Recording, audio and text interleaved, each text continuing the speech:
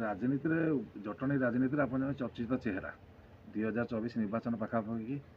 कौन कहे जटणी परिस्थिति कौन जटणी परिस्थिति बर्तमान टिके लोक मैंने टिके बहु चिंता भितर रही कहीं जटणी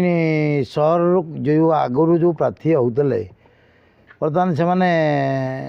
सुरेश कुमार राउतराय तो होते आउ जो से बर्तमान राजनीति करेनि बोली कहीदे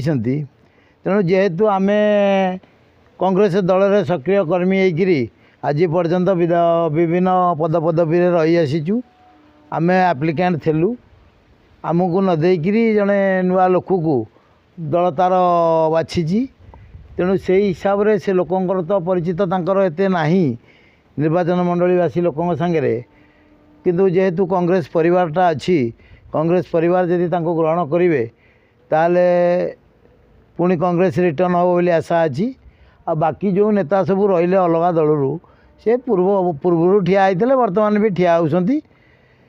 जे जटणी निर्वाचन मंडली कथा कहले जटणी सहर कथा मु कहबी जेहेतु मु चेयरमैन रही एठे कौन नेता किसी करना जोटा कि एना खाली जो दलर हावा आपण मैंने जानते बर्तमान मनी पावर रे भोट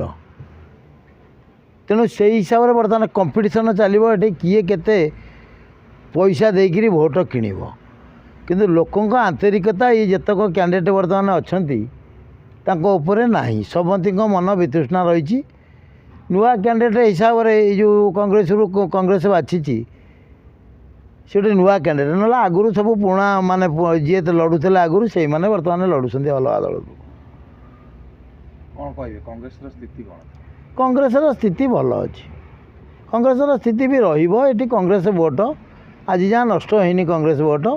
खाली गला 5 वर्ष जो सुरेश कुमार राउतराय को विधायक करते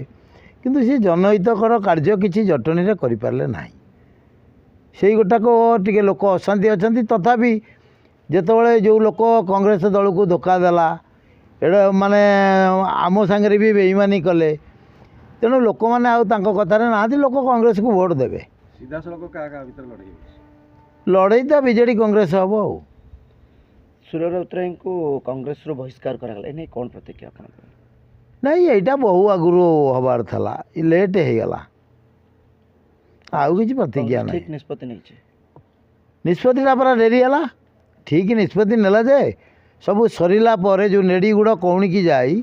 तापर जीव लगे चाटियापी कांग्रेस दल वाला जो कले से मुख्य भूमिका होमर जो दलर सभापति अच्छा सी सुरेश राउतराय सांगे नटर पटर तेणु तेणुक हिसाब से गड़े गड़े नहीं तापर कले कले बोली लाइसेंस देले बीजेडी प्रचार करने सुरेश राउतराय गोटे लाइसेंस मिलला।